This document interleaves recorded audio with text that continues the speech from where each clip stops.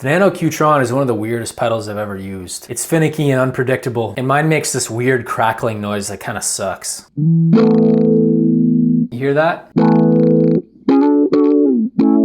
Some crackling. Either way, John Mayer used an envelope filter, and while I'm not the biggest fan, if it's good enough for him, surely it should be good enough for me, right? And don't call me Shirley. For the people who don't know, the Nano Tron, it's what's called an envelope filter. It's a funky Ottawa type effect that reacts to your playing's dynamics. So the harder you pick, the more the filter opens up, and the softer you pick, the more it closes down or stays closed. So for example,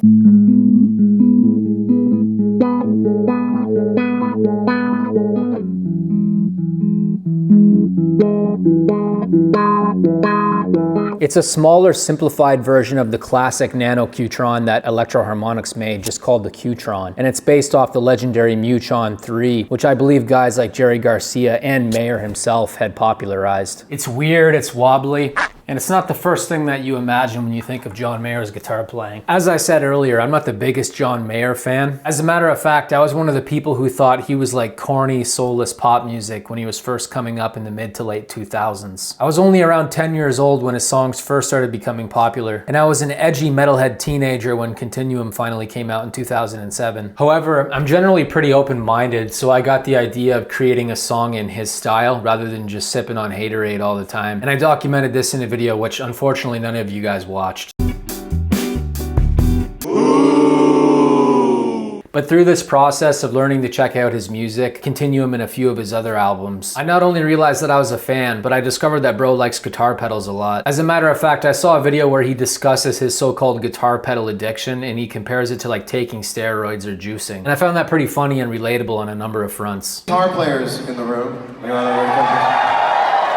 I'm about to give you a horrible piece of advice. It's a horrible fable. Guitar players love buying what's called effects pedals. They're pedals you plug your guitar and they make it do different stuff. They're like 200 bucks, 300 bucks, you know, that's around what they are. And guitar players are addicted to buying them because we're just too lazy to get better at playing guitar. It's kind of true. So, no, it's not true. We need to stay excited. They're like, the pedals are like steroids. Like, you're juicing if you buy a new pedal. You know what I mean, guitar players? Like, I'm juicing. And then there's this thing like you buy the pedal, you're like, the pedal hasn't arrived yet, I don't have to play guitar. I'll play guitar when the pedal arrives. It's like just pushing shit off. I'll sing that demo when the new microphone comes, but it's back ordered. Like all different ways to put off doing work. This guy's like, you know, I'm in your head. So I was buying thousands of dollars worth of pedals. The FedEx guy every day was like, what are you ordering? Like pedals. Also, I don't know why I'm being so honest with my FedEx guy. Get out of here, FedEx. You go around asking people what's in their boxes. What's wrong with you? It's not true, but for the purposes of this story, the FedEx guy had a problem with this. And at the very, very end of saying to myself, this is disgusting. I have a wall full of pedals. And I had thousands of dollars worth of pedals. And the last pedal I plugged in, it did this. It's reverb. And I went like this.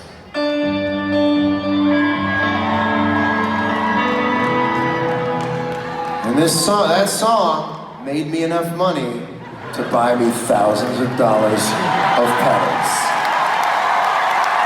Ultimately, the point is that if it costs you 200 bucks to make a song that you're proud of, or even to enjoy playing the guitar for a few hours, then it's worth it, and I couldn't agree more with that. This is even more the case if you make money from your music, which I don't, but you get the point. And another point too is that I'm just unashamed of wanting more guitar pedals. There's a lot of this talk in this niche, like you'll see videos pop up where it's like, you don't need gear, you don't need this and that, and it's like, yeah, but I don't need it, but I want it. And if it helps me make stuff and it makes me enjoy myself, then that's all that matters, right? Within reason. The need for inspiration and getting a new guitar pedal is probably what propelled him to make a great song like I Don't Trust Myself with Loving You, which is arguably the most famous place where he's used that song. But in my case, because rock and metal has always been my thing, I've never had much use for a dynamic pedal like the Nano Tron. As much as I like it, metal, I feel like it only has space for a couple of different emotions, either like sadness and anger, or sometimes happiness and parting if we're talking about 80s glam metal. Additionally, I find it's hard to tame, it's hard to set up, and there's some other issues with it too, like the aforementioned crackling sound that I was talking about. But if there's one thing I've learned from John Mayer and other artists of that nature, it's that sometimes something that's unorthodox or unconventional can come up with creative ideas. So I embraced the chaos and I decided, well, I'm gonna try and recreate I Don't Trust Myself. Maybe I can learn something from it too. To start, I figured we would talk about the fact that I believe he's using a low pass filter to get the sound on the song.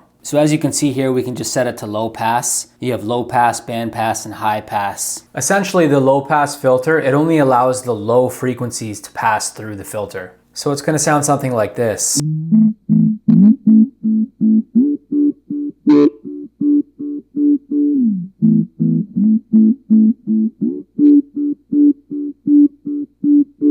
The band pass is slightly different in the sense that it's only going to allow the mid-range frequencies to pass through.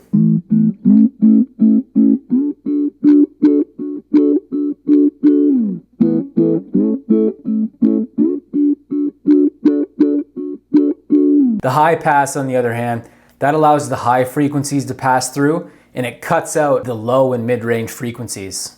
So it's going to sound something like this.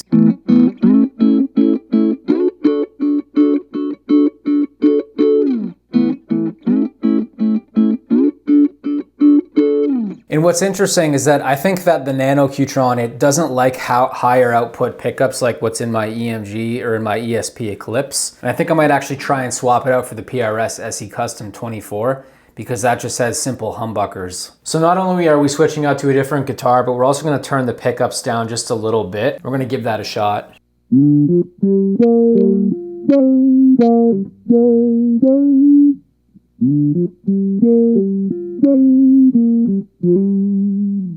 So as you can see already, it's improved it by a little bit. There's a little less crackling, but it does still crackle a little bit when the filter opens up. But either way, I think it's good enough to proceed. One thing I'd like to try out though soon is actually doing the Nano Tron with single coil pickups, because I've read online that it actually plays much nicer with pickups like that versus humbuckers or active pickups. All right, so we need to get the drums in there now. We're gonna start with something simple like the kick and the snare.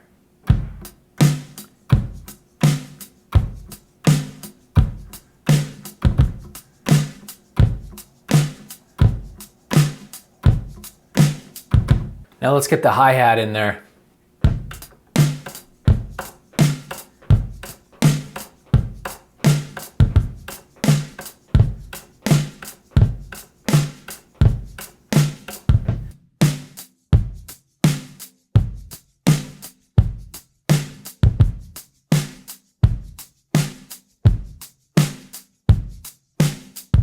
That's the start. We're gonna add in a shaker because I hear something in the song that's kind of like that.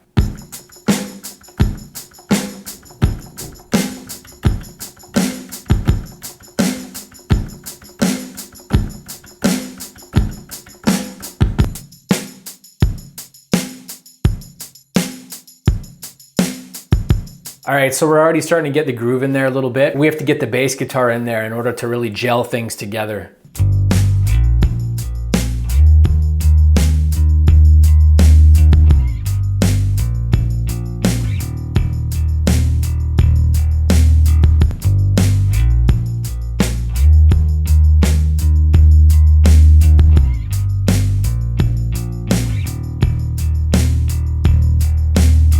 What's interesting to me about this bass line too is that Pilo Palladino, or however you say his name, he's managed to create the bass line in such a way where it's like a pumping motion. So it's always driving the song forward. And he also adds little ghost notes sometimes in between like the kick and the snare. Additionally, I had to redo the bass line because in order to get the pumping motion, we needed to use the fingers instead of the pick. So I'll show you what I mean.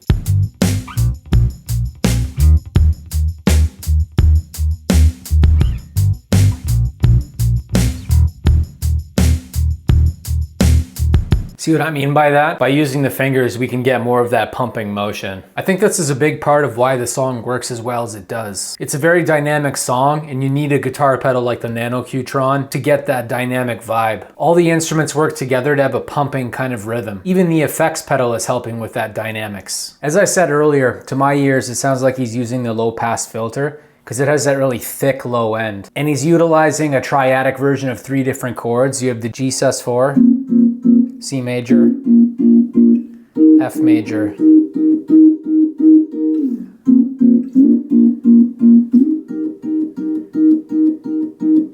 and like I was talking about earlier with the pumping motion, the more you can have like a dynamic way of playing it, in other words, like a pumping, like hard and soft, the more it's gonna gel in with the bass and the drums. All right, so let's record it. By the way, if you're looking for something to practice, get my fretboard memorization cheat sheet from travelingguitarist.com/fretboard cheat sheet. What it is it's all the triads, the major and minor triads in every single key.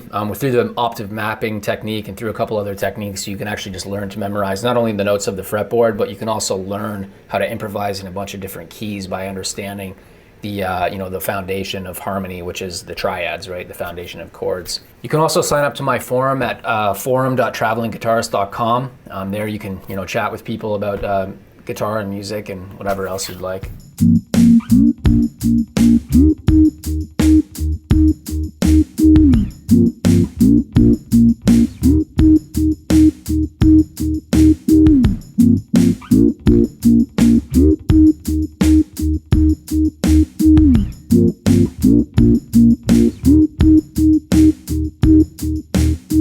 All right, so now we got that bouncy riff in there, but now we need to get the intro solo happening.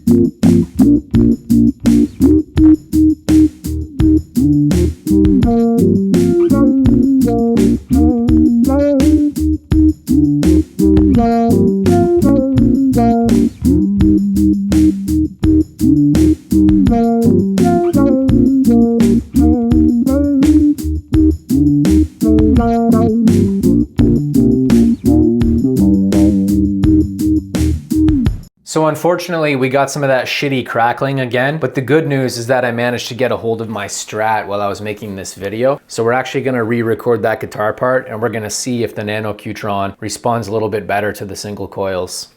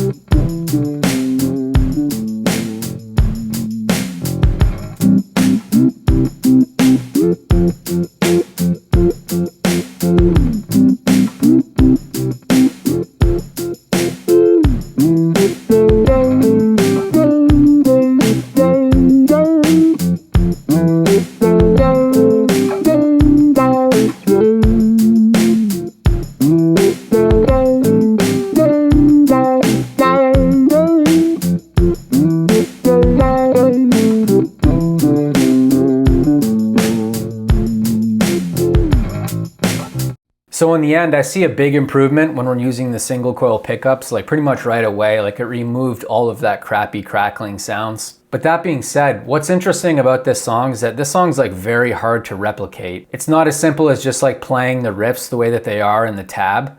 There's a lot of like rhythmic structure and like and that pumping motion that I was talking about that really gives it the vibe. But that being said, I feel like the Nano Tron is still a pedal that's difficult to use. Like it's hard to utilize in a way that sounds very good, at least for me. But you can let me know what you think in the comment section below, because I imagine some of you will be able to get like a good songwriting utility out of it.